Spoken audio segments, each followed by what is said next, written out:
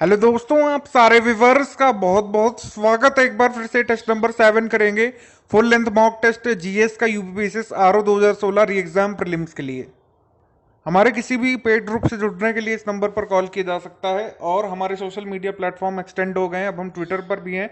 अगर आप Twitter user हैं तो इसको फॉलो करिए, अगर नहीं है तो अगर कोशिश करें अकाउंट बना लें। यहाँ पर काफ़ी सारी इंटरेक्टिव चीज़ें हम लोग डेली करते रहते हैं। फिलहाल हमारे ग्रुप्स यूपीपीसीएस के एग्जाम्स के लिए, प्री और मेंस के लिए, बीपीएससी के लिए दो ऑप्शनल चल रहे हैं। ऑप्शनल आंसर राइटिंग सोशोलॉजी के और यूपीएससी प्री का ग्रुप चल रहा है, आप इनको ज्वाइन कर सकते हैं। सबसे पहले जीएस के क्वेश्चन देखेंगे, फिर देखेंगे रीजनिंग क्वेश्चन। पहला जीएस का क्वेश्चन है, अलाउद्दीन के बाजार नियंत्रण की नीति के संबंध में सही कथन चुनिए आप। पहला है कि उसने 3 प्रकार के बाजार स्थापित किए थे। तो पहला कथन यहाँ पर सही है, उसने 3 तरह के बाजार स्टैब्लिश किए। एक अनाज का बाजार, एक घोड़ों का बाजार और एक कीमती वस्त्रों का बाजार। ठीक है, उसके बाद आपका every market was under control of high official named शाहना।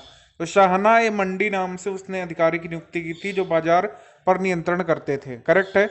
The village of the inter state were under iqta system. तो इसमें कहा गया है कि पूरे साम्राज्य जो था उसको इक्ता सिस्टम के अंतर्गत विभाजित किया गया। तो ये इनकरेक्ट हो जाएगा क्योंकि दोआब रीजन को उसने इक्ता प्रथा के अंतर्गत नहीं रखा था, उसने डायरेक्ट माल गुजारी सीधे वसूल की थी। दोआब रीजन मेरठ से लेकर के इलाहाबाद के कड़ा तक का रीजन उसने मालगुजारी सिस्टम पर रखा था, उस पर इक्तादारी व्यवस्था नहीं लागू होने दी थी। तो हमारा करेक्ट आंसर बन जाएगा 1 और 2 ओनली।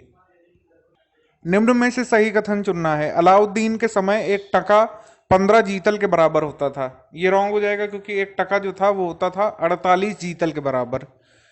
अलाउद्दीन के समय में 1 मन का जो तौल होता था वो आज के 15 किलोग्राम के बराबर होता था। यहाँ पर लिखा है 48, तो ये हो जाएगा रॉन्ग। तो ये वाला भी रॉन्ग हो गया। अगला है कि अलाउद्दीन के समय 1 टका चांदी का 1 रुपया होता था। ये करेक्ट है, बिल्कुल करेक्ट है, क्योंकि टका जो है ये इल्तुतमिश के समय ही आ चुका था। ठीक है, तो इसने मेंटेन रखा है इसको। हमारा करेक्ट आंसर बन जाएगा ओनली 3 सी। निम्न में से किस सुल्तान के समय में दीवान अमीर को ही नामक विभाग का सृजन हुआ था।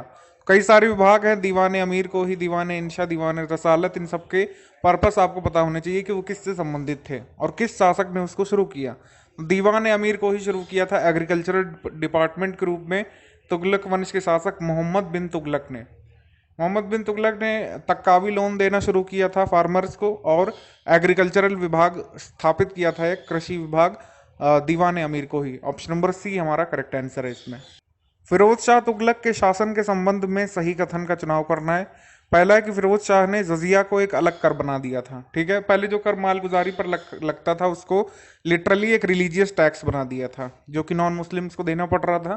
तो ये करेक्ट है। उसके बाद है कि फिरोज अपने सैनिकों को नगद वेतन देता था। नहीं, फिरोज नगद वेतन नहीं देता था। तो हमारा करेक्ट आंसर बनेगा ओनली 1। जलोढ़ मृदा के संबंध में कौन सा कथन सही है। ह्यूमस, लाइम और कार्बनिक पदार्थ पाए जाते हैं इसमें। करेक्ट है। बालू की मात्रा देश में पश्चिम से पूर्व की ओर घटती जाती है। ठीक है, सही है ये। जैसे राजस्थान में सबसे ज्यादा बालू होती है और जैसे जैसे पूर्व की तरफ जाएंगे आप उत्तर प्रदेश में और बिहार में तो घटती जाएगी। करेक्ट है। हाईली फर्टाइल होती है एलिवेल सॉइल, बिल्कुल सही बात है। हमारा करेक्ट आंसर बनेगा D, all of the above. इन कारकों में से कौन सा दक्षिण पश्चिम मानसून के गठन को प्रभावित करता है। तो दक्षिण पश्चिम मानसून के फॉर्मेशन को टिबेटन प्लेट्यू प्रभावित करती है। Change in the position of the inter tropical convergence zone, ये भी है। ठीक है, उसके बाद भूमि और जल के तापन और शीतलन में विभेद, ये भी कारण है। तो ये सब कारण बताए जाते हैं आपके formation of south west monsoon को जो इन्फ्लुएंस करते हैं फैक्टर्स। तो आंसर हो जाएगा D, all of the above. Jain तीर्थंकरों के संबंध में कौन सा सही है। ऋग्वेद में जो दो जैन तीर्थंकर मेंशन किए गए हैं वो एक ऋषभदेव है और एक अरिष्टनेमी है। तो ये करेक्ट है पहला वाला, बाकी ये वाला इनकरेक्ट है। ठीक है, ऑप्शन नंबर ए करेक्ट है इसमें। निम्नलिखित चालुक्य शासकों में से किसने पल्लव राजधानी को लूट कर और अपने पिता की हार का बदला लिया था। तो ऐसा किया था विक्रमादित्य प्रथम ने। Option number D.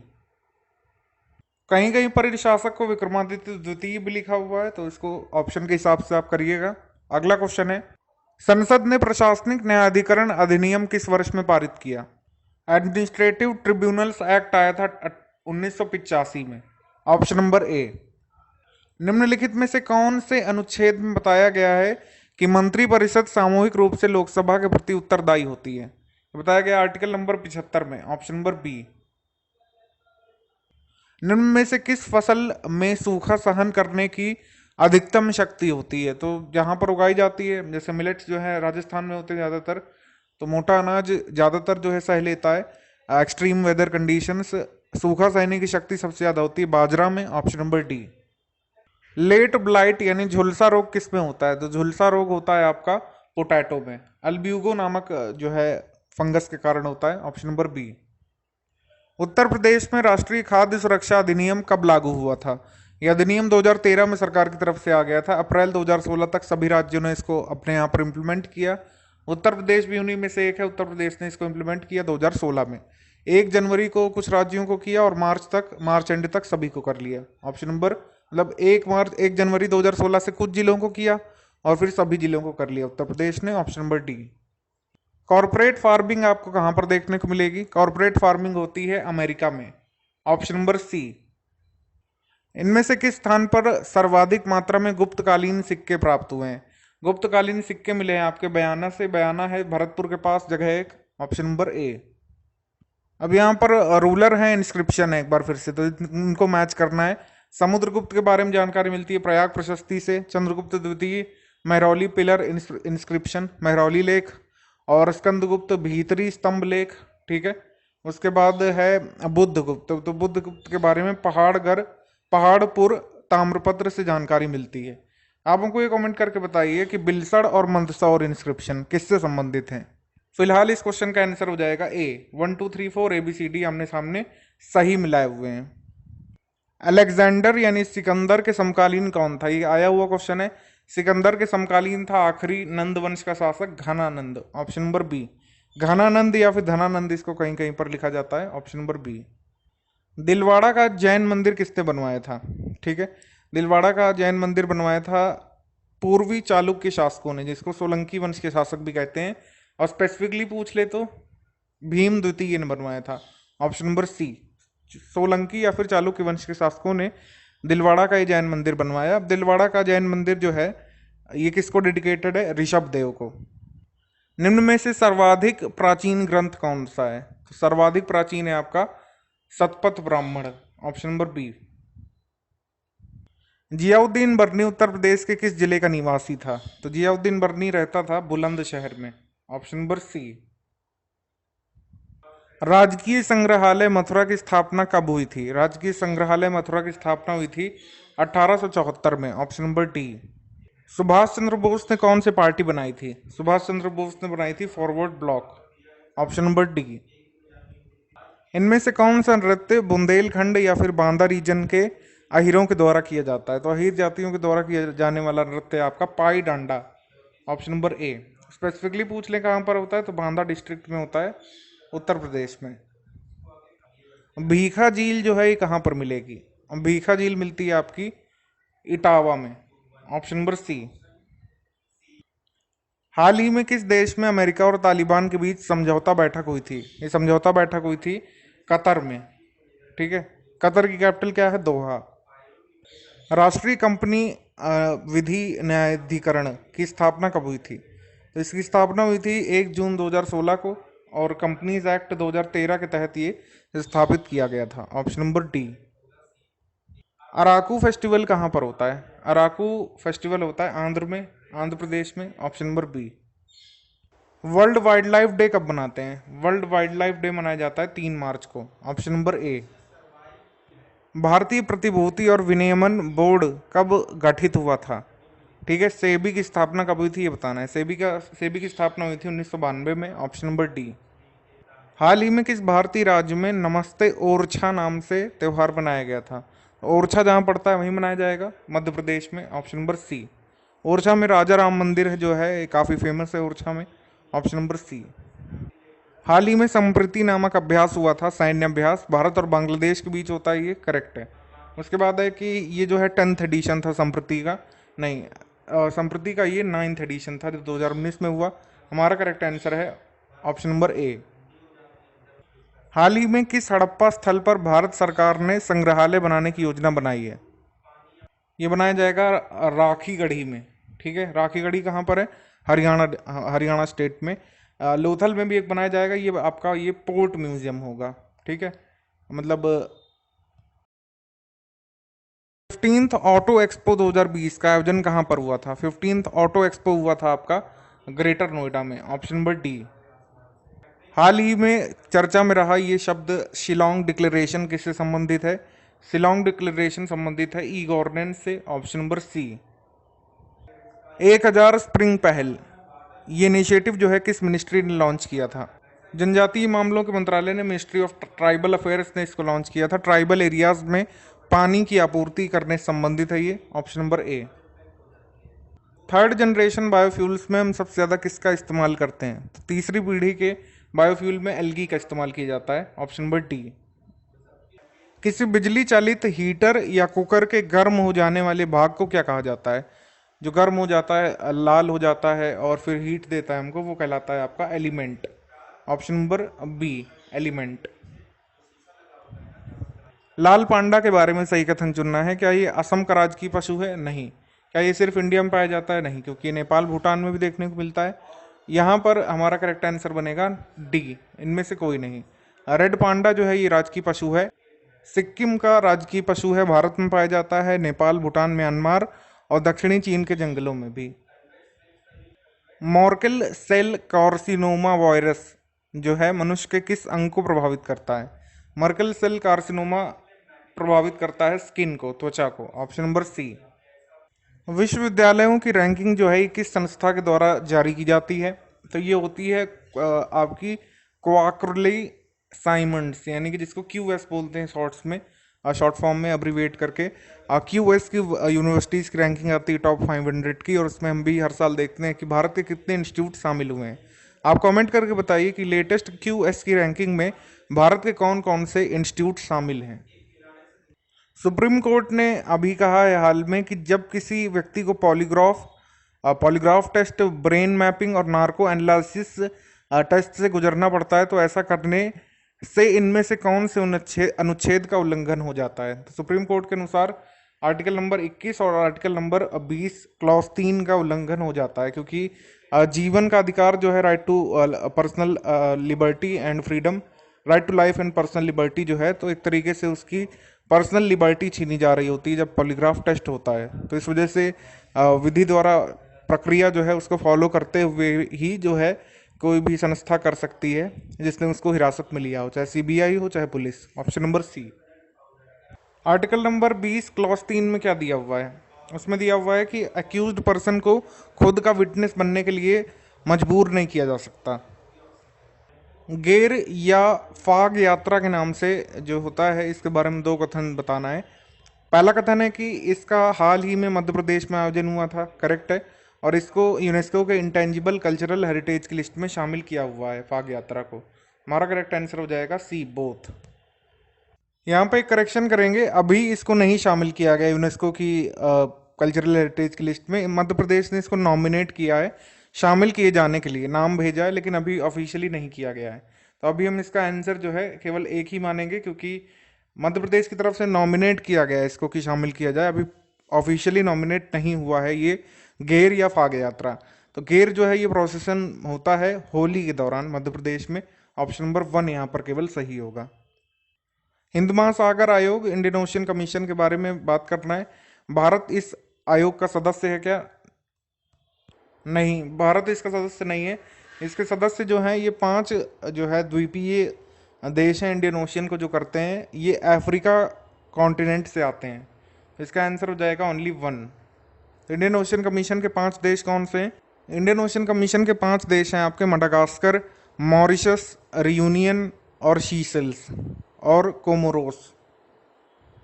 हाल ही में सृजित परिसीमन आयोग का अध्यक्ष किसे बनाया गया है? 4 राज्यों के लिए परिसीमन आयोग गठित किया गया है फिर से, जिसमें एक राज्य जम्मू कश्मीर भी है नवगठित। तो इसमें जो है बनाया गया है सुप्रीम कोर्ट की पूर्व जज को अध्यक्ष Ranjana Prakash Desai, option number D. और जम्मू कश्मीर के लिए इस पूरे घटनाक्रम में चुनाव आयोग की तरफ से एक स्पेशल नॉमिनी भेजे गए हैं, इलेक्शन कमिश्नर सुशील चंद्रा भेजे गए हैं। ठीक है, ये भी याद रखिएगा। केंद्रीय नमक एवं समुद्री रसायन अनुसंधान संस्थान कहाँ पर स्थित है बताना है। पहले इसको सेंट्रल सॉल्ट इंस्टीट्यूट के नाम से जानते थे। ये स्थित है आपका भावनगर में, ऑप्शन नंबर सी। किसी ताप को स्थिर बनाए रखने के लिए किस यंत्र का उपयोग किया जाता है। किसी ताप को स्थिर बनाए रखने के लिए थर्मोस्टेट का उपयोग किया जाता है, ऑप्शन नंबर बी। क्वांटम का सिद्धांत किसने प्रतिपादित किया था। तो क्वांटम सिद्धांत लाए थे Max Planck, option number C. निम्नलिखित में से कौन सी भौतिक राशि है जो मात्रा में वृद्धि के बाद भी अप्रभावित रहती है। तो ये है आपका घनत्व, ऑप्शन नंबर डी। निम्न में से ऊष्मा का सर्वोत्तम चालक कौन सा है। बेस्ट कंडक्टर है आपका मरकरी, ऑप्शन नंबर बी। निम्न में से सही कथन कौन सा है। उत्तल लेंस जो है बीच में मोटा, किनारों पर पतला होता है, और उत्तल लेंस आपतित किरणों को अभिसारित करता है। ठीक है, करेक्ट है दोनों स्टेटमेंट। यहाँ पर हम एक अगर उत्तल लेंस बना लें इस तरीके से, तो आप देखेंगे कि ये जो है किनारों पर पतला, बीच में मोटा है, ठीक है, और रे अगर कोई जाती है इससे तो ये कन्वर्ज हो जाती है इस तरीके से। ठीक है, तो हमारे करेक्ट आंसर हो जाएगा सी, बोथ, दोनों ही करेक्ट हैं। निम्नलिखित में से कौन सा एक निकट दृष्टि दोष है, यानी कि आपका शॉर्ट साइटेडनेस किसे कहते हैं। ये है myopia, option number A. Myopia में अगर हम देखें तो होता क्या है, तो इमेज जो है ये रेटिना में बनने के बजाय बनती है उससे पहले ही। ठीक है, तो एक लेंस लगा दिया जाता है, माइनस लेंस, यानी कि आपका ये डाइवर्जिंग लेंस लगा दिया जाता है, तो फिर जो है करेक्ट होकर के यहाँ पर बन जाती है इमेज फाइनली, जिससे ठीक ठाक दिखने लगता है। तो ये करेक्शन होता है। तो ये भी पूछा जा सकता है कि मायोपिया को क्योर कैसे करते हैं। तो यहाँ पर यूज़ करते हैं ये वाला लेंस, और ये वाला लेंस कहलाता क्या है, एक कॉन्केव लेंस, कॉन्केव लेंस। अम्लों और क्षारों की पहचान करने के लिए निम्न में से कौन से पदार्थों का इस्तेमाल करते हैं। लिटमस पेपर का करते हैं, रोसला लाइकन से जो बनता है, फिनोप्थलीन का करते हैं, या फिर चाइना रोज का कर सकते हैं, और मिथाइल ऑरेंज का भी कर लेते हैं। तो सारे के सारे का कर लेते हैं हम लोग, ऑप्शन नंबर डी।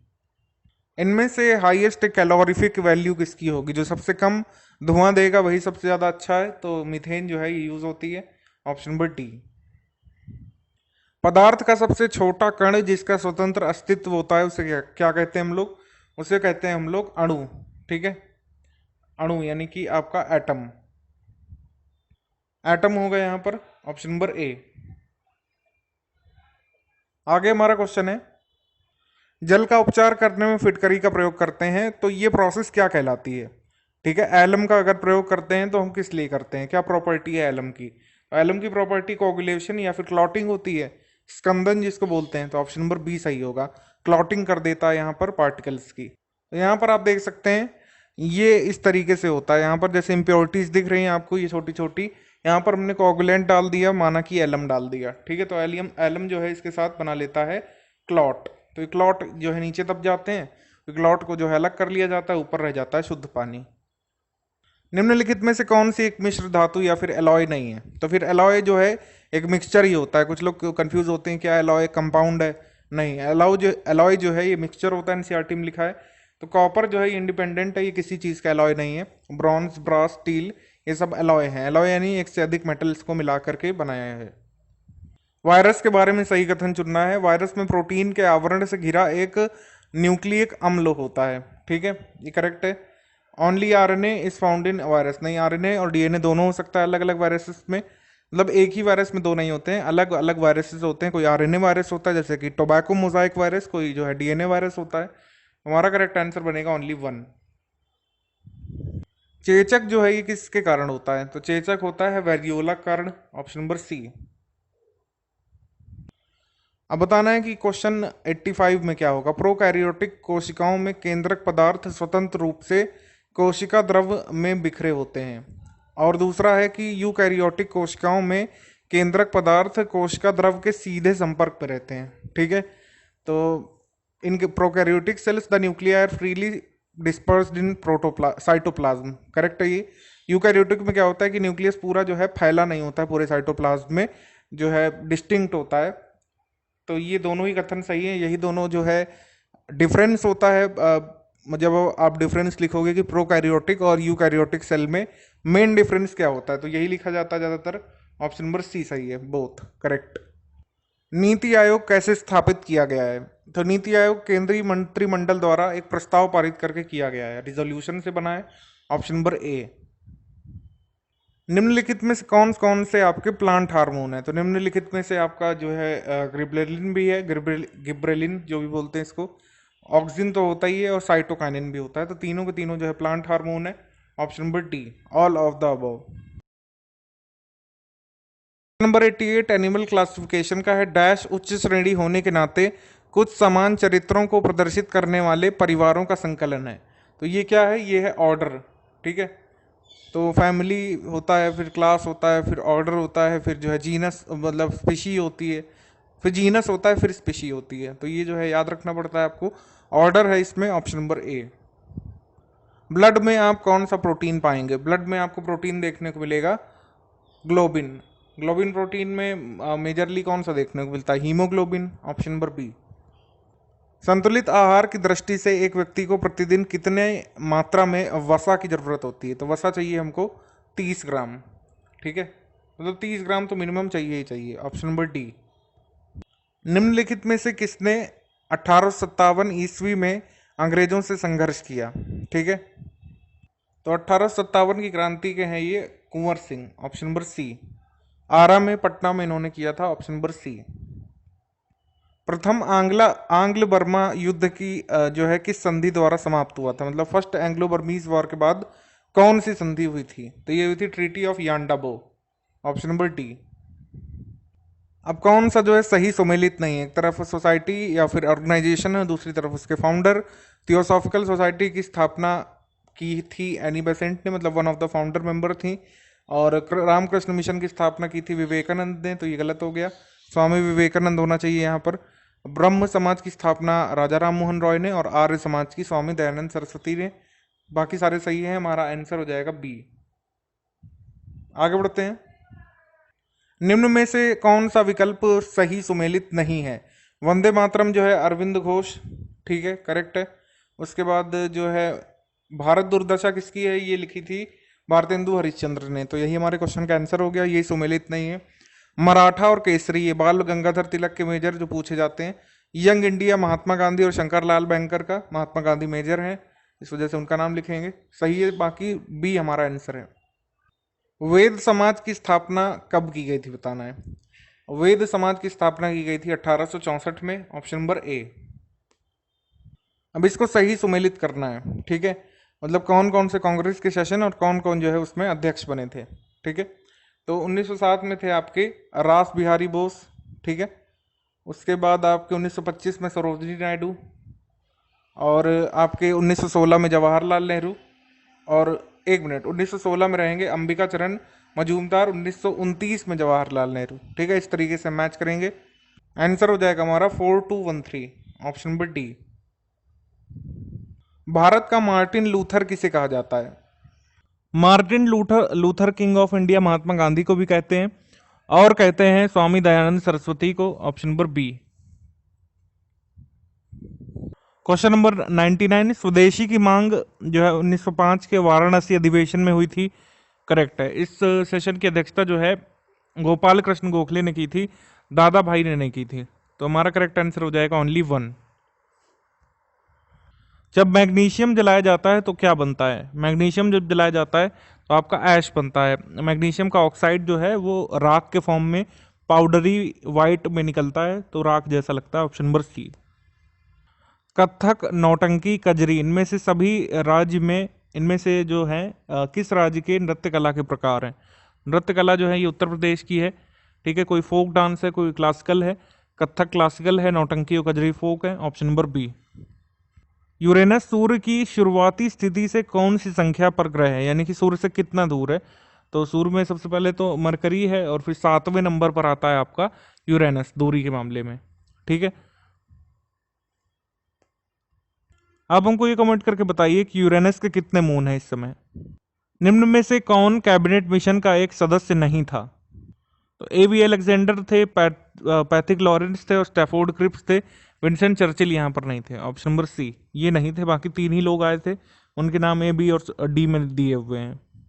प्रथम बर्मीज वॉर जो है कब से कब तक चला था? ये चला था आपका 1824 से 1826 तक। Option number D.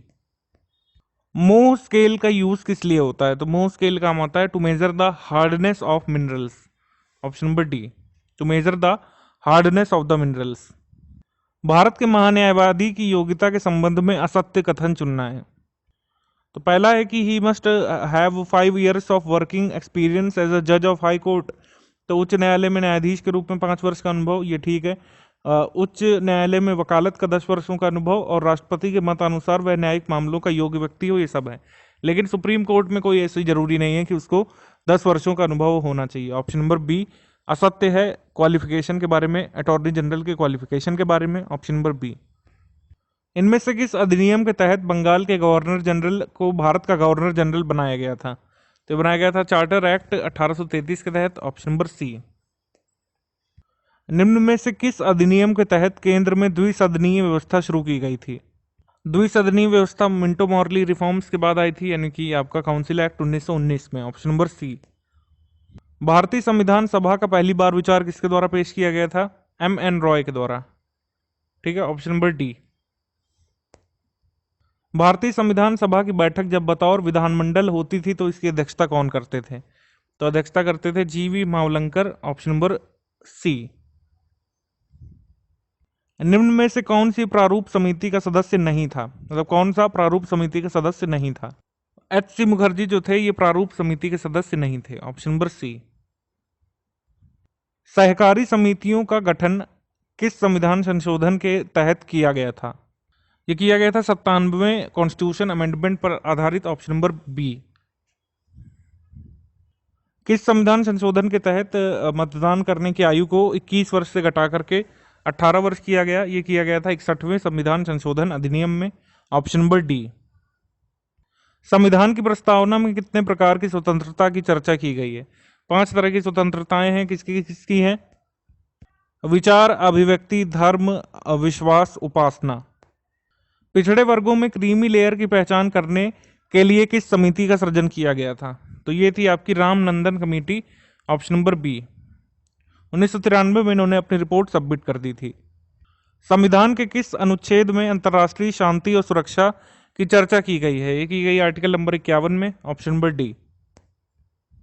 निम्न में से कौन सा राज्य के नीति निर्देशक तत्वों का एक हिस्सा नहीं है? To protect the unity and integrity of India, ये जो है फंडामेंटल ड्यूटीज में आता है। Directive principle of state policy का पार्ट नहीं है। Option number C. इनमें से किस संविधान संशोधन के तहत अनुसूचित जनजातियों के लिए अलग आयोग का सृजन किया गया था? ये किया गया था 89th कॉन्स्टिट्यूशन अमेंडमेंट एक्ट के द्वारा। Option number B. निम्न में से किस राज्य के बारे में संविधान की 6ठी अनुसूची में उपबंध नहीं किया गया है? तो 6ठी अनुसूची में जो है शामिल नहीं है आपका मणिपुर। असम, मेघालय, त्रिपुरा शामिल है और मिजोरम शामिल है। आगे हमारा क्वेश्चन है कि निम्न में से किस अनुच्छेद के तहत पंचायतों को शक्तियां, प्राधिकार और उत्तरदायित्व प्रदान किए गए? Powers, authority, responsibilities. ये किए गए हैं 243G में। Option number A. भारत में किस प्रकार के वन सर्वाधिक पाए जाते हैं? तो भारत में ट्रॉपिकल ड्राई डेसिडिविस का हिस्सा सबसे ज्यादा है, करीब जो है ये 42% है। Option number A. मतलब टोटल फॉरेस्ट का 42% हिस्सा है ये। निम्न में से सही कथन चुनिए। अंतर्राष्ट्रीय वन दिवस प्रतिवर्ष 21 मार्च को मनाते हैं। अंतर्राष्ट्रीय वन दिवस को संयुक्त राष्ट्र महासभा द्वारा 2013 में शुरू किया गया था। तो यहां पर हमारा करेक्ट आंसर है सी, बोथ। भारत वन स्थिति रिपोर्ट 2019 के अनुसार राज्यों को उनके मैंग्रोव क्षेत्र के रूप में व्यवस्थित करिए। तो सबसे ज्यादा मैंग्रोव क्षेत्र जहां पर उसको पहले रखेंगे, यानी कि आपका वेस्ट बंगाल, फिर आएगा आपका गुजरात, फिर आएगा अंडमान निकोबार। 213 होगा हमारा सही क्रम, यानी कि सी 213। नेशनल बैम्बू मिशन को कब शुरू किया गया है? तो बैम्बू मिशन आया है 2018 में। Option number B. हिमालयन वन अनुसंधान संस्थान कहां पर है? हिमालयन फॉरेस्ट रिसर्च इंस्टीट्यूट, ये है आपका शिमला में। Option number A. निम्न में से कौन सा सबसे अधिक संरक्षित क्षेत्र होता है? यानी कि जहां पर ज्यादा से ज्यादा रिस्ट्रिक्शंस होते हैं, जहां पर आवाजाही अलाउड नहीं होती है, जहां पर जानवर सर्वाधिक सुरक्षित रह सकते हैं, वो है national park. Option number B. अब इन बायोस्फीयर रिजर्व को लगाना है नॉर्थ से साउथ में, जो सबसे नॉर्थ में उसको पहले रखना है। मान लीजिए आपको नहीं पता है लोकेशन, हो ही नहीं सकता कि आपको सारे बायोस्फीयर रिजर्व की, नेशनल पार्क की, टाइगर रिजर्व की लोकेशन पता हो। थोड़ा सा अंदाजा लग सकता है।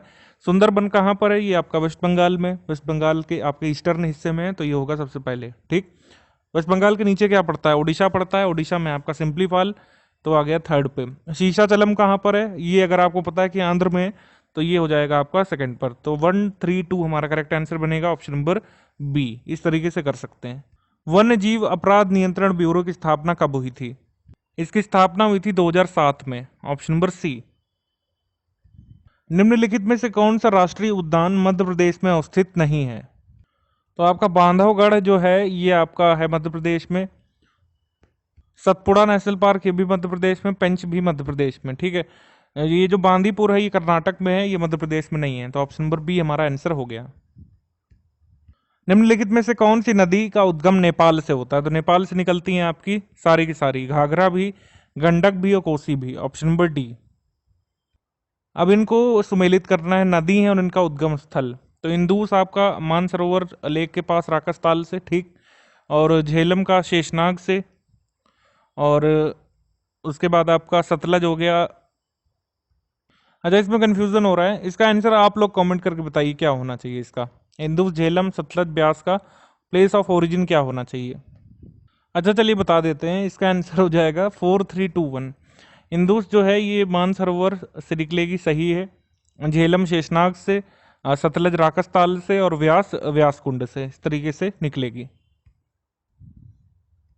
132 नंबर में बताना है कि कौन सी पश्चिम की ओर बहने वाली नदी नहीं है। पश्चिम की ओर आपकी वैतरणी नहीं बहती, ऑप्शन नंबर डी।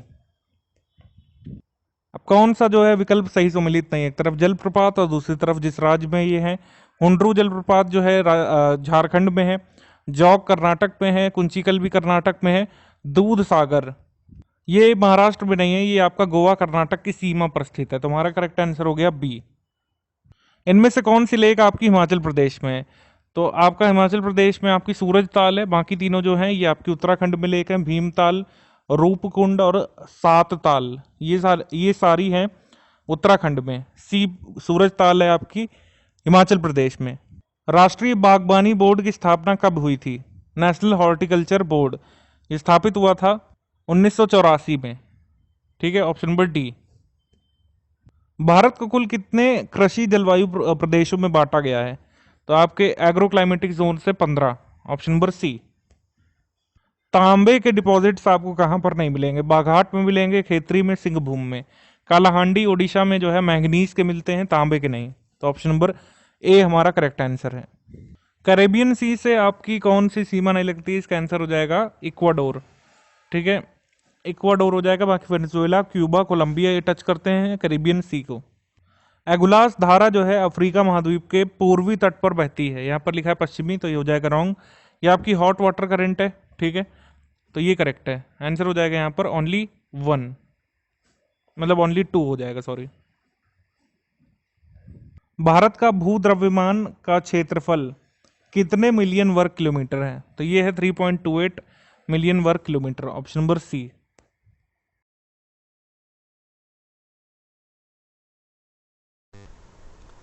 इसके बाद हम लोग बात करेंगे रीजनिंग और मैथ सेक्शन के बारे में। तो पहला क्वेश्चन होगा नंबर 1।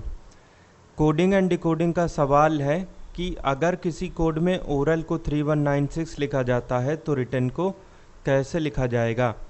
अब ये पहली बात तो कोई डायरेक्ट कोडिंग का एग्जाम्पल नहीं है कि ओ का मतलब 3, आर का मतलब 1, ए मतलब हुआ 9 और एल मतलब हुआ 6, बिकॉज यहाँ पर हमें रिटन वाले जो अल्फ़ाबेट हैं WRITTEN इनकी बात करनी है, जबकि इसके बारे में कोई हिंट दिया नहीं है।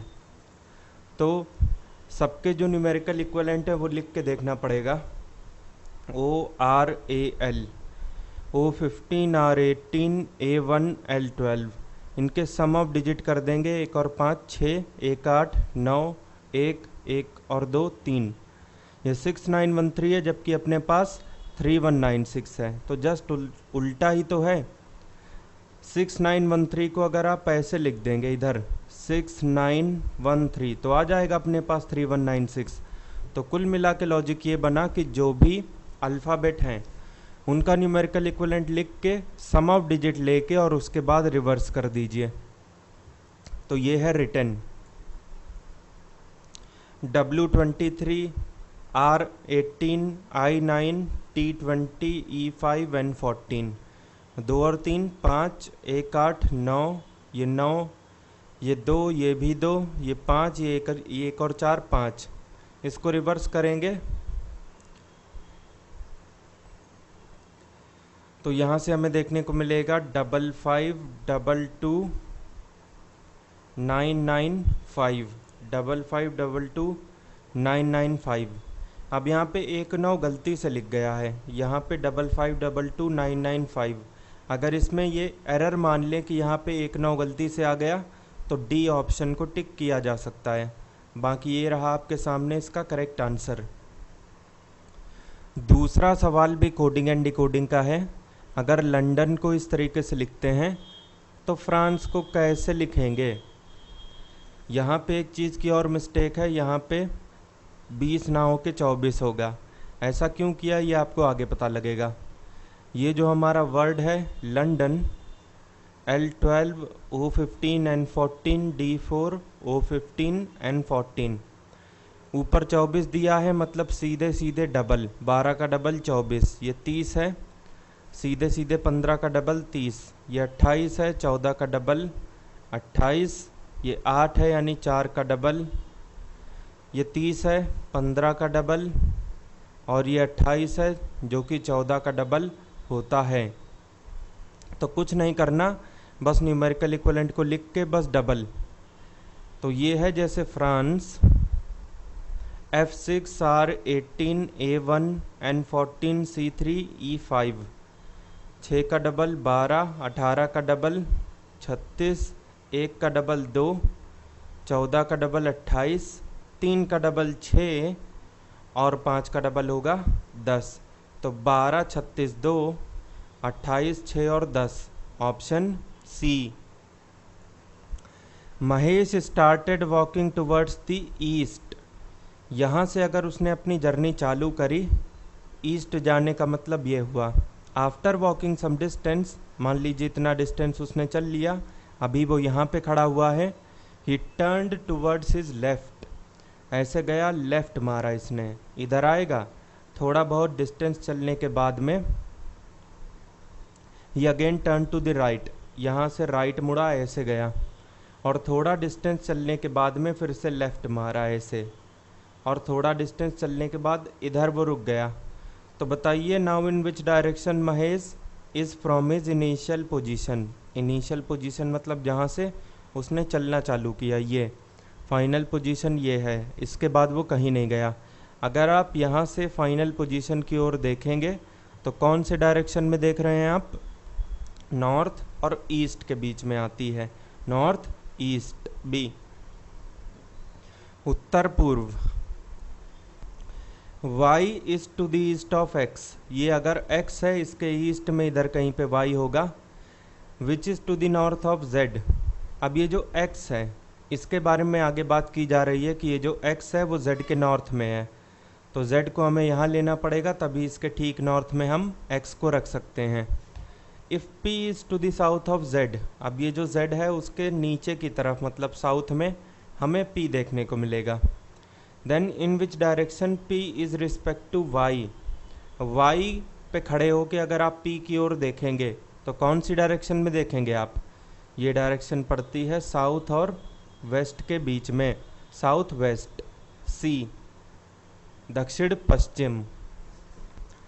चंदा is the wife of Bharat, चंदा जो है वो भरत की पत्नी है, तो ये चंदा है, ये पत्नी हो गई भरत की। Mohan is the son of चंदा, मोहन जो है वो चंदा का बेटा है, तो ये चंदा का बेटा कौन हो गया? Mohan. Ashish is the brother of Bharat, इस भरत का कोई भाई है जिसका नाम आशीष है।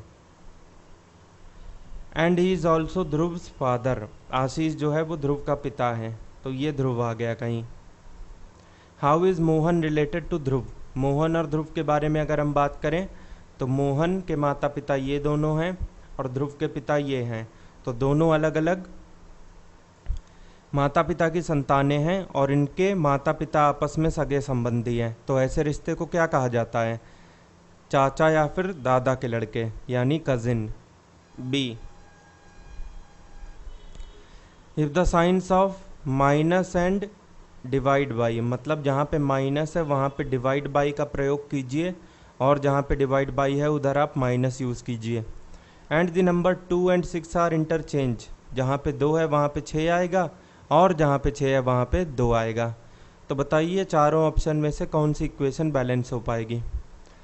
कन्वर्जन करते हैं, 3 को कुछ नहीं करना, ये 2 है तो 6 होगा, ऐसे ये 2 है तो 6 होगा, ये 6 है तो 2 होगा, ये माइनस है तो डिवाइड बाई होगा, ये डिवाइड बाई है तो माइनस होगा। 36/12 यानी 3, 3 में 2 गया 1, जबकि इधर तो 30 है, ये गलत। बी की तरफ चलते हैं, ये 32, ये 16, बिकॉज 2 है तो 6, ये 6, ये डिवाइड बाई है तो माइनस, ये डिवाइड बाई, ये 16/6, ये तो कटेगा ही नहीं, फ्रैक्शन में आएगा, जबकि यहाँ पे इंटीजर है, गलत। तीसरे पे आते हैं, 36, 12, उसके बाद में 2, ये माइनस है तो डिवाइड बाई, ये डिवाइड बाई है तो माइनस, ये 3 होगा, 3 में 2 गया 1, और वही दिया है। सी को टिक करेंगे और आगे बढ़ेंगे। एक परिवार में एक पुरुष, उसकी पत्नी, उनके 4 पुत्र और उनकी पत्नियां हैं। देखिए फिर, ये मैन है, ये इसकी वाइफ है, इन दोनों के 4 बेटे हैं, S1, सन नंबर 1, 2, 3 और ये हो गए 4। अब इनकी वाइफ हैं W1, W2, W3, W4, ठीक। Each son has 3 sons and 1 daughter. अब ये जो S1, S2, S3, S4 हैं, इनकी भी जनरेशन आगे गई है। सभी की 4 संतानें हैं, जहाँ पे एक डॉटर है और बाकी सब बेटे हैं। ऐसे इधर भी 4 संतानें होंगी, जहाँ पे एक डॉटर है और बाकी सब बेटे हैं। यहाँ भी सेम बात होगी, और यहाँ पे भी एक बेटी, बाकी सब बेटे। तो बताइए, find the number of male members in the whole family. पुरुष कितने हैं इस पूरी फैमिली में? तो एक तो आदमी खुद पुरुष है, उसके 4 बेटे हैं। जो 4 बेटे हैं उनके 3 बेटे, 3 3 6 3 9 3 12, 4 16 और 1 17। ऑप्शन डी, इतने ही पुरुष हैं। Raman is a class 10th student. Raman class 10th में है। इसकी रैंक शुरू से, मतलब क्लास में जो रैंक होती है वो ऊपर से मानी जाती है। 16th इन द क्लास, मतलब ऊपर से उसकी रैंक 16 है और नीचे से 49 है। तो बताइए उस क्लास में स्टूडेंट कितने हैं? टोटल बराबर होता है L + R - 1। लेफ़्ट का मतलब 16, राइट का मतलब 49। इसको टॉप प्लस बॉटम भी लिख सकते हैं। -1, 65 में एक कम गया, एक कम हो गया तो 64 बच गया। इतने ही स्टूडेंट हैं। A, 5 people are playing card sitting in a circular arrangement facing the centre. एक सर्कल बनाया और उसमें 5 लोगों की बैठने की जगह बना ली। Mukund is to the left of Rajesh. ये अगर राजेश है और वो ऐसे अंदर देख रहा है तो उसकी लेफ्ट हैंड साइड ये होगी। एकदम बाएं उसकी कौन बैठा है? तो Mukund. Vijay is on the right side of Anil and between Anil and Nagesh. Vijay ना सिर्फ अनिल के राइट में है बल्कि वो अनिल और नागेश के बीच में है। तो ये अगर मैंने अनिल बना दिया तो इसकी राइट हैंड साइड ये होगी और इधर हमें नागेश लेना पड़ेगा। अब जाके नागेश और अनिल के बीच में हम रख सकते हैं विजय को। Who is to the right of Nagesh? ये नागेश है, इधर देख रहा है तो इसकी राइट हैंड साइड ये होगी। यहाँ पे कौन है? तो मुकुंद है। ए, इस सीरीज़ में बताइए कौन सा टर्म गलत है? 4, 6, 9, 12, 16 ये सब में। तो 4 लिख सकते हैं 2 × 2। 6 होता है 3 × 2। पहले 2 में 2 का गुणा किया, फिर 3 में 2 का कर दिया। ये होता है 3 × 3। 12 होता है 4 इंटू 3। यहाँ पे लॉजिक इसलिए बना रहे हैं क्योंकि n टाइम्स ऑफ n-1 पहले करेंगे और बाद में n इंटू n। ठीक, मतलब किसी नंबर में पहले उसके पिछले वाले का मल्टीप्लिकेशन और उसके बाद में दोनों नंबर का आपस में मल्टीप्लिकेशन। 16 होता है 4 इंटू 4। अब यहीं देख लीजिए, पहले 4 में 3 का किया, अब की बार 4 में 4 का ही कर रहे हैं। यहाँ पे कायदे से होना चाहिए 5 गुणे 4 n टाइम्स ऑफ n-1, और यहाँ पे 5 पचम 25 ये तो है ही, और इधर होना चाहिए 6 गुणे में 5। लेकिन 5 चौके 21 थोड़ी ना होता है, ये तो 20 होता है, तो बस यही टर्म हमारा गलत है, ऑप्शन डी। अब इसके बाद ये सीरीज़ कंप्लीट कीजिए आप। 0 को लिख सकते हैं 1 cube minus 1, n cube minus n के फॉर्म में हर एक नंबर को लिखने का प्रयास है। 6 होता है 2 क्यूब माइनस 2, 24 होता है 3 cube minus 3, n cube minus n, 64 होता है 4 क्यूब माइनस 4, 120 होता है 5 क्यूब 125 माइनस 5 120। तो इधर क्या होना चाहिए 6 क्यूब माइनस 6, 216 में से 6 गया तो 210 बच गया, ऑप्शन ए। उसके बाद बात करते हैं 12 नंबर क्वेश्चन की। यहाँ पे बताइए मिसिंग नंबर क्या आएगा। तो सबसे पहले जब भी छोटे छोटे नंबर हों तो हमेशा कॉलम वाइज या फिर रो वाइज जोड़ के देख लेना चाहिए। अगर आप इस तरीके से जोड़ेंगे 2 7 9 6 15, 4 4 8 1 9, ये डिफरेंस कुछ ज़्यादा ही आ गया, इस वजह से हम लोग नीचे नीचे जोड़ के देखते हैं। 2 4 6 5 11 3 14, 7 4 11 2 13 1 14, तो कुल मिला के नीचे नीचे जोड़ने पर 14 आना चाहिए। 6 4 10 3 13, उसमें हम क्या जोड़ें कि 14 आ जाए, तो 1 जोड़ना पड़ेगा, ऑप्शन ए। अगला क्वेश्चन लेटर एनालॉगी से है। जिस तरीके से ए सी ई का संबंध वी एक्स जेड के साथ है, तो एफ एच जे का संबंध किसके साथ होगा। तो A1 C3 E5 V22 X24 Z26, ये बात है। हम 26 और 1 27 लिख सकते हैं। इसका मतलब अपोजिट लेटर का कंसेप्ट लग रहा है, जिसमें दो लेटर एक दूसरे के अपोजिट तब माने जाते हैं जब उनके न्यूमेरिकल इक्विवेलेंट का सम 27 हो जाए। 1 और 26 27, 3 और 24 27, 22 और 5 27। एफ एच जे, तो जे होता है 10, इसमें हम क्या जोड़ें कि 27 आ जाए, तो 17 जोड़ना पड़ेगा। 17 का मतलब है क्यू।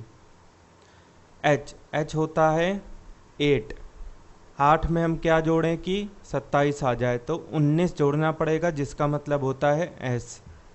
एफ, एफ होता है 6, इसमें हम क्या जोड़ें कि 27 आ जाए, तो 21 जोड़ना पड़ेगा, जो कि होता है यू। तो क्यू एस यू यहाँ से करेक्ट हो गया, D. The product of two numbers is 336। दो नंबर को आपस में गुणा करिएगा तो आएगा 336। अगर एक नंबर x है दूसरा y है तो रिजल्ट आता है 336। ये हमारी इक्वेशन नंबर 1 हो गई। If their sum is 28 more than their difference. Sum का मतलब है x प्लस वाई। ये आपको कब मिलेगा, जब आप डिफरेंस में 28 जोड़ देंगे। डिफरेंस कैसे निकालें, x माइनस वाई से। अगर हम ये मान के चलें कि x बड़ा है y से हमेशा, तो 28 जोड़िएगा x माइनस वाई में, तो क्या पा जाइएगा आप, सम, जो कि x प्लस वाई है। x से x कट गया, ये नेगेटिव का y इधर आया तो पॉजिटिव बना। 2y बराबर 28, y plus Y 2y, y बराबर 14।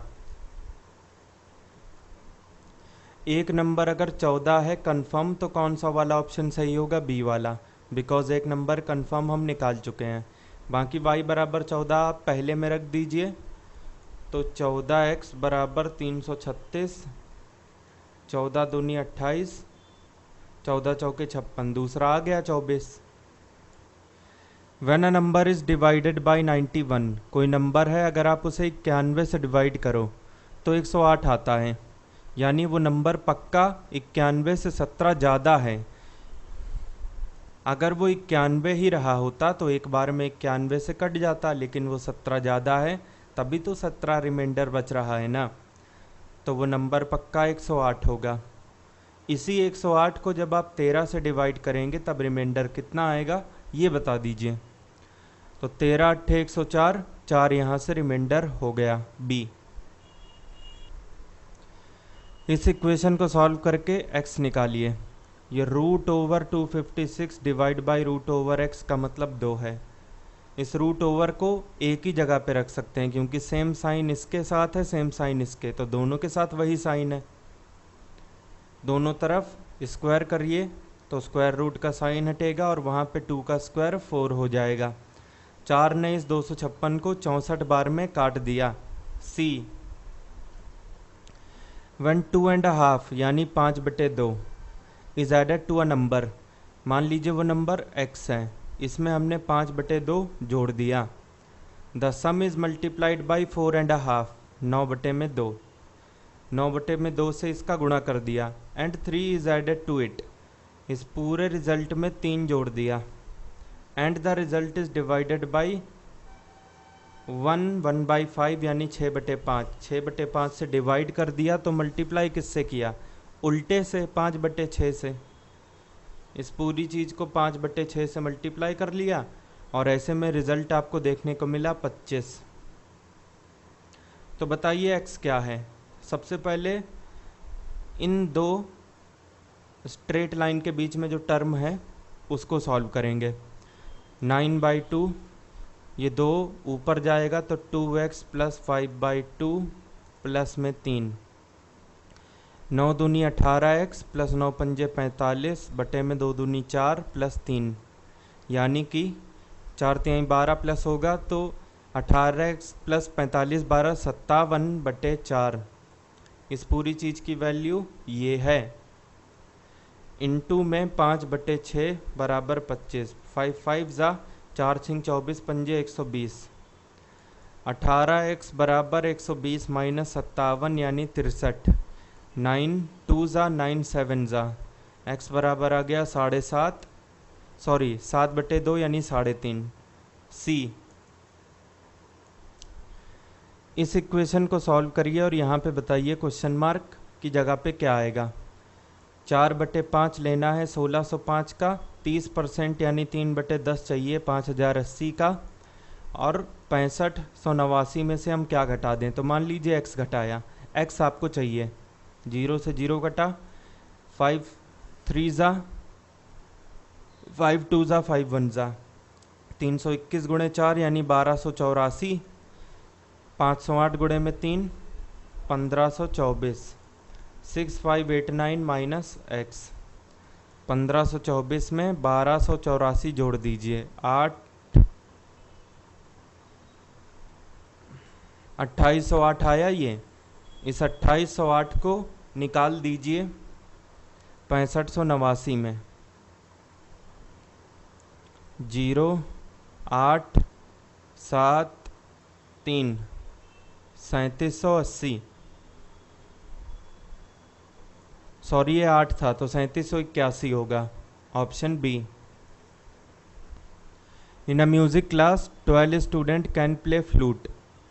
एक म्यूज़िक क्लास में 12 ऐसे स्टूडेंट हैं जो कि फ्लूट बजा सकते हैं यानी कि बांसुरी, और मैं 12 इसको बाहर लिखूंगा क्योंकि इन 12 में से कुछ ऐसे भी हो सकते हैं जो दूसरे इंस्ट्रूमेंट भी बजाना जाने।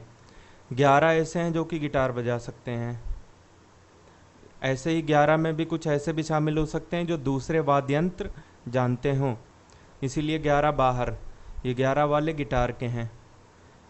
और 10 ऐसे हैं जो सितार बजा सकते हैं,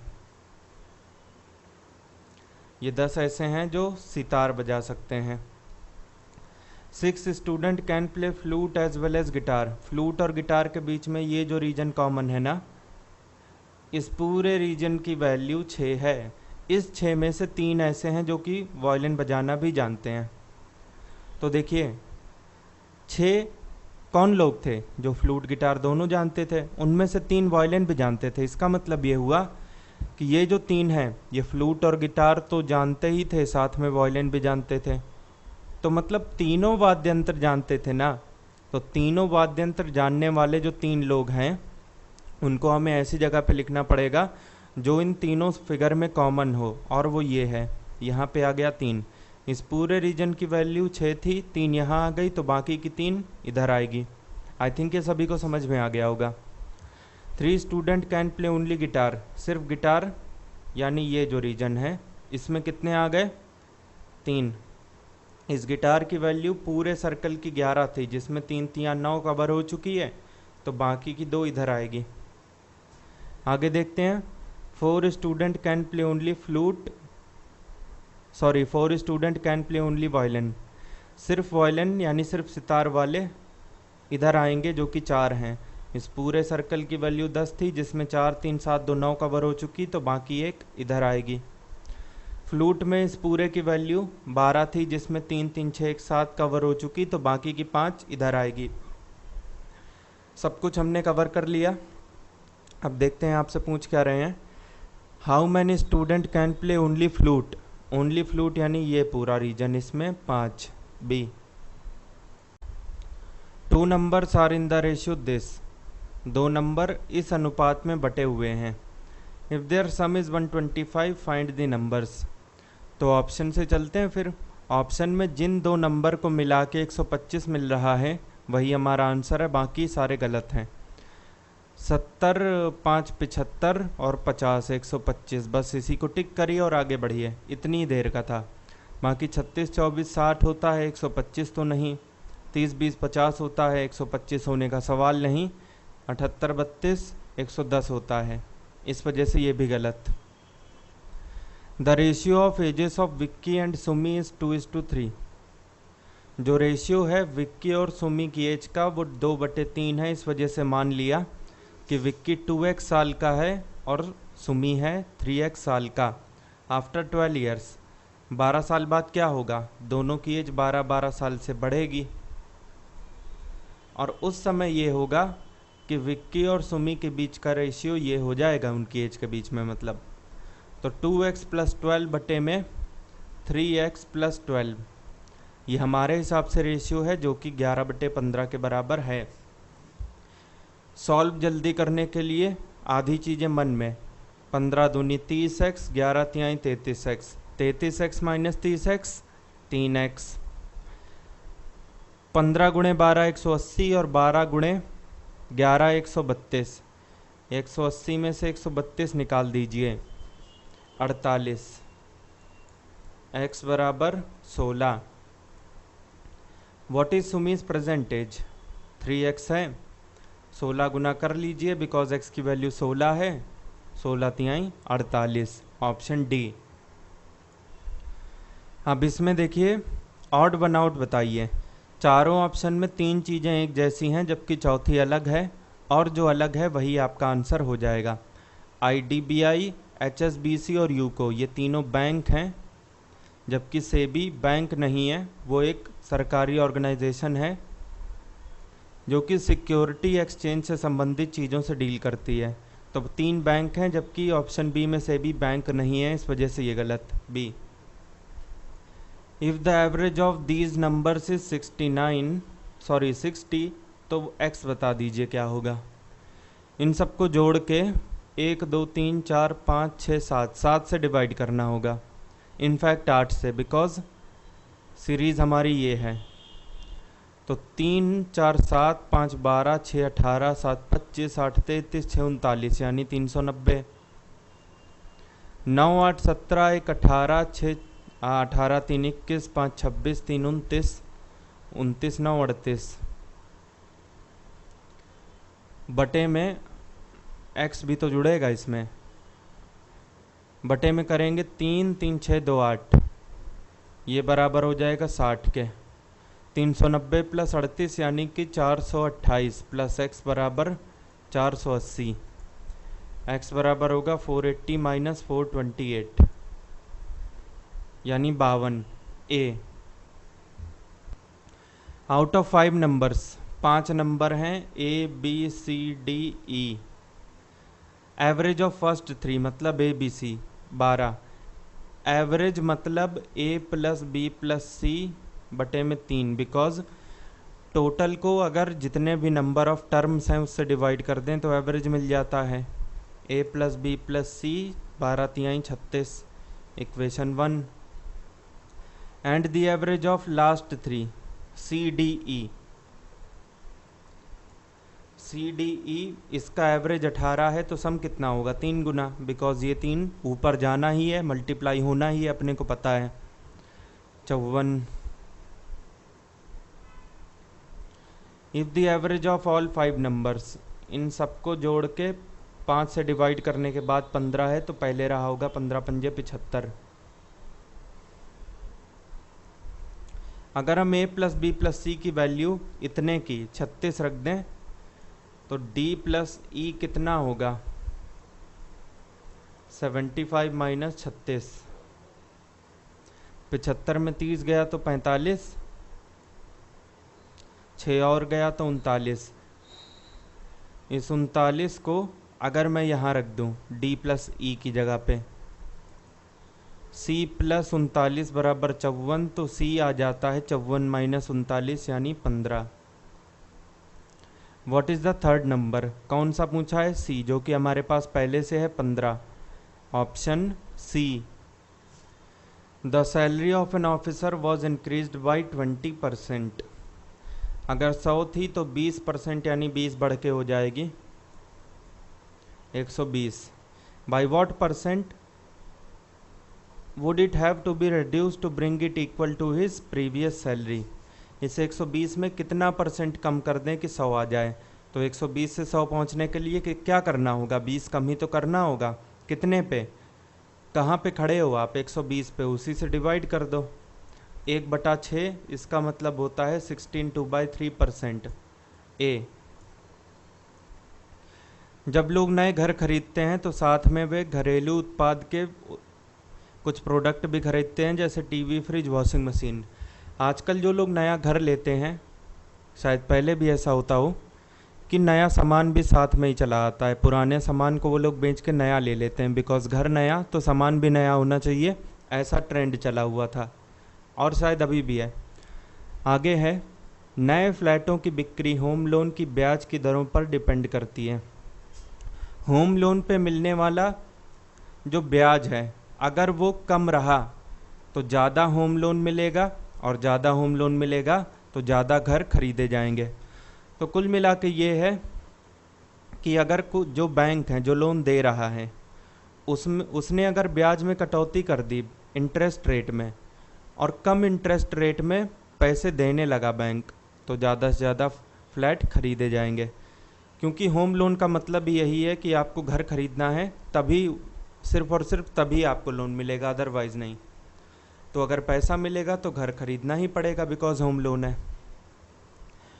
आशा है कि बैंक ब्याज दरों में अगले वर्ष कम से कम 1% की कटौती करेंगे। अगर कटौती करेंगे, जो कि एक बड़ी कमी भी है, ये भी बोला है, तो ऑब्वियस सी बात है ज़्यादा से ज़्यादा लोग लोन लेंगे, और अगर ज़्यादा से ज़्यादा लोग लोन लेने लगे तो घर ज़्यादा से ज़्यादा खरीदे जाएंगे। तो बस यही तो निष्कर्ष है कि ज़्यादा घर खरीदे जाएंगे, और अगर घर ज़्यादा खरीदे जाएंगे तो ये सब सामान भी अपने आप बिकने लगेंगे, बिकॉज़ अगर लोग नया घर खरीदते हैं तो ये सब सामान भी साथ में खरीदते ही हैं। ये वाली चीज़ कहाँ पे दिख रही है, घरेलू उत्पाद कंपनियों को अपनी बिक्री में बढ़ावा देने के लिए ग्राहकों को भारी छूट देनी पड़ेगी। ऐसा कुछ भी नहीं करना पड़ेगा, क्योंकि अगर वो छूट नहीं भी देंगे तो नया घर ग्राहकों ने ख़रीदा है तो वो इस बात को सोचेंगे ही नहीं कि ये सब सामान जो हैं, टीवी, फ्रिज, ये ज़्यादा रेट के मिल रहे हैं, हमें कम कराना चाहिए, ऐसा नहीं होगा। सरकार भारत में घरेलू उपयोग की वस्तुओं के अधिक से अधिक ब्रांडों को आकर्षित करने के लिए तो एकदम आउट ऑफ टॉपिक बात जा रही है। ऊपर इंटरेस्ट रेट कम होना, पैसा ज़्यादा मिलना, घर खरीदना और ड्यूरेबल प्रोडक्ट खरीदना, इनके बारे में बात हुई थी। सरकार क्या करेगी क्या नहीं, इस बारे में बात नहीं हुई थी, ये भी गलत। रियल एस्टेट क्षेत्र और घरेलू उत्पाद निर्माता कंपनियां। रियल एस्टेट क्षेत्र मतलब जो लोग फ्लैट वगैरह और जो घर हैं वो बेचते हैं, तो इन लोग को तो फ़ायदा होगा ही, क्योंकि ज़्यादा घर खरीदे जा रहे हैं। और घरेलू उत्पाद निर्माता कंपनियां जैसे फिलिप्स, वीडियोकॉन, जो कि टीवी, फ्रिज ये सब बेचती हैं, इनमें बहुत हाई सेल हो जाएगी, बहुत ज़्यादा इनके सामान बिकने लगेंगे और ये देखेंगे बैठ के, दोनों ही बिक्री में उच्च वृद्धि का गवाह बनेंगे। बस यही तो चाहिए था, सी। चौथा क्यों गलत होगा? क्योंकि शॉपिंग मॉल में बिक्री की तुलना में ई कॉमर्स, बिल्कुल आउट ऑफ टॉपिक बात है, ये गलत।